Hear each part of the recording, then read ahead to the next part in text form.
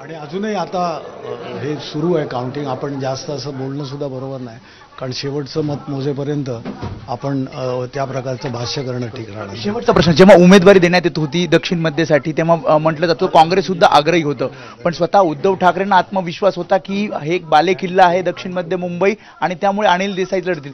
तो विश्वास कुठेतरी सार्थ राहिलाय या सगळ्या आघाडीनंतर? नक्कीच उद्धवजींचा विश्वास, उद्धवजींचं एक बघण्याचा दृष्टिकोन, तो एक नेतृत्वाचा द्रष्टेपणा आपण म्हणतो आणि त्याचीच परिणती. शेवटी शिवसेना प्रमुख हिंदुहृदय सम्राट बाळासाहेब ठाकरे यांनी शिवसेनेची स्थापना, शिवसेनेची निर्मिती केली आणि त्या शिवसेनेचं केंद्र हे शिवसेना भवन दादर इथे आहे आणि त्यामुळे या गोष्टीला खूप महत्त्व होतं. अर्थात इथून सुरू होणारी ही कॉन्स्टिट्युएन्सी फार मोठी आहे.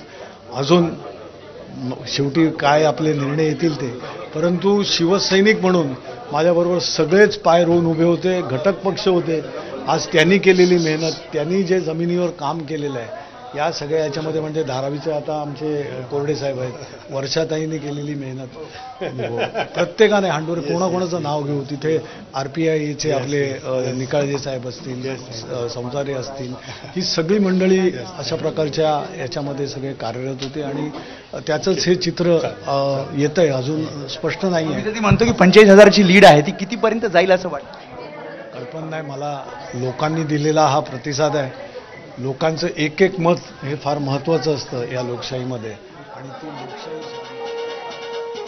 तर अनिल देसाई ज्या मतदारसंघातनं निवडणूक लढवतात तिथे अर्थातच दादरचा भाग येतो, शिवसेना भवनाचा, आणि ठाकरे गटासाठी ही निवडणूक उद्धव